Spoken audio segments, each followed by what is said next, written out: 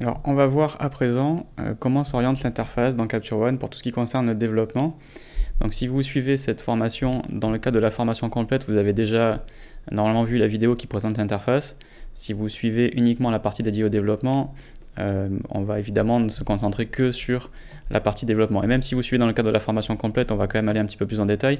Donc en fait, on a un système d'onglets dans Capture One qui permet d'afficher différentes familles de réglages, j'ai envie de dire, dont certains sont réglés, sont faits pour être concentrés sur le développement. Vous allez pouvoir régler votre photo, faire des réglages pour le développement, pour savoir à quoi elle ressemble, quelle est sa quantité de lumière, ses couleurs, etc. Donc en gros, les deux premiers onglets ne vont pas vous intéresser. Ce qui nous intéresse, nous, c'est le troisième, le quatrième et le cinquième. Alors, j'ai envie de dire que bon, là, ils sont positionnés par défaut, comme dans Capture One 22, tel qu'il est livré par défaut. Il est possible de les personnaliser en cliquant sur ajouter l'onglet d'outils et ensuite on peut ajouter un outil à l'intérieur de n'importe quel onglet, donc on peut vraiment complètement remixer son interface. Donc évidemment le panneau peut être retaillé ici au niveau de son espace. On peut sortir les outils, on a vu dans la vidéo précédente qu'on avait sorti l'histogramme et qu'on l'avait remis. On peut aussi le remettre plus bas si on veut mettre par exemple les calques au-dessus. On peut tout remixer comme on veut. Donc néanmoins, pour que ce soit plus simple pour vous, je vais me cantonner en fait à l'interface d'origine. Je ne vais pas dans cette vidéo tout changer. Sinon après dans les vidéos suivantes ça va être différent de chez vous, vous êtes obligé de faire comme moi. Donc on va rester au réglage par défaut. Donc par défaut on va retrouver dans le troisième onglet tout ce qui concerne des corrections d'objectifs. Donc ça va être en gros les déformations et les franges, et puis ensuite faire des choses comme des corrections de perspective, de rotation, et avoir un affichage de la grille. Et donc le quatrième et le cinquième onglet, donc le quatrième va regrouper tout ce qui concerne la couleur, et le cinquième, tout ce qui concerne la lumière. Je présente les choses un peu vulgairement, mais en gros c'est comme ça, avec quoi qu'il arrive dans l'un et l'autre, toujours en haut l'histogramme et les calques.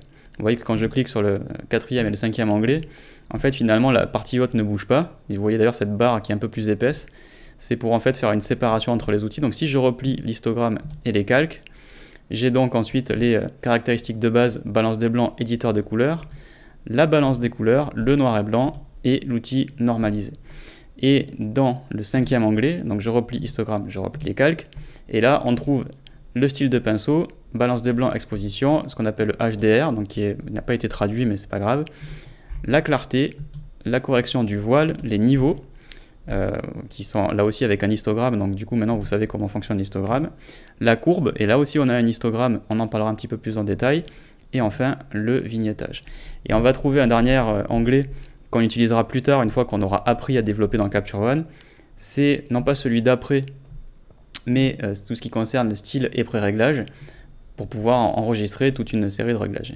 Et au milieu on a en gros des outils on va dire de finition pour améliorer la netteté, la mise au point, ajouter du grain, supprimer le moiré ou des taches. Donc c'est considéré comme du développement, évidemment c'est pas un outil de tri, donc on le verra aussi, mais c'est pas à proprement parler un outil d'ajustement des couleurs et de la lumière par exemple. Donc ça suit pas exactement l'ordre de développement, par exemple le fait que vous ayez la couleur en premier et non pas les réglages d'exposition. On pourrait dire que si vous lisez de gauche à droite, comme la plupart du monde en Occident, c'est pas très logique, on mériterait d'avoir l'exposition avant, c'est-à-dire de régler en premier lieu à quoi ressemble l'image, en termes de quantité de lumière avant d'en régler les couleurs, mais c'est comme ça que c'est paramétré dans Capture One. Bon, de toute façon, c'est pas ça qui va vous coûter, c'est pas très grave, hein, j'ai envie de dire. Si néanmoins ça vous chagrine, on pourrait les intervertir, on pourrait créer un outil avec juste ce qu'on veut à l'intérieur, mais voilà, on le fera à la fin une fois qu'on aura vu ensemble voilà, vraiment comment on développe et comment on utilise les outils. On pourra se permettre de personnaliser un petit peu et je vous donnerai quelques astuces sur ce que moi je ferai pour avoir une interface qui correspond un peu plus à mon flux de travail. Ça ne veut pas dire que ce sera le vôtre, mais en tout cas, si je vous montre comment moi je fais, vous pourrez du coup vous en inspirer pour l'adapter à comment vous allez faire. Mais d'abord, il faut apprendre à utiliser les outils. Donc là, en fait, voilà, c'était important de savoir qu'est-ce qu'on allait trouver dans ces différents onglets. Donc en fait, on a quand même vraiment pas mal de choses à voir. On va commencer, alors non pas dans l'ordre des onglets, justement, je vous disais que selon moi, c'était pas très intuitif. Moi, je vais commencer selon le flux de travail, j'ai envie de dire photographique. Par exemple, la première chose que je vais régler, c'est la quantité de lumière, la balance des blancs, et pas forcément les corrections de l'objectif. Correction de l'objectif, de toute façon, c'est un truc à activer. Donc tout ce qui concerne ce troisième onglet, on le verra plus tard. On va commencer donc à partir de la vidéo suivante à parler à partir du 5e onglet qui concerne donc l'exposition. Donc on verra balance des blancs, exposition HDR, etc. Là on a vraiment pas mal de choses à voir, c'est vraiment là-dedans que vous allez faire votre photo en fait, hein, clairement, c'est le plus important. Ensuite on verra la couleur, et ensuite on verra le reste, on verra donc les déformations et les corrections de l'optique, on verra les outils de finition pour réduire le bruit, pour la netteté, et enfin, en dernier, on verra comment créer des styles pour appliquer ces réglages sur plusieurs photos d'un coup.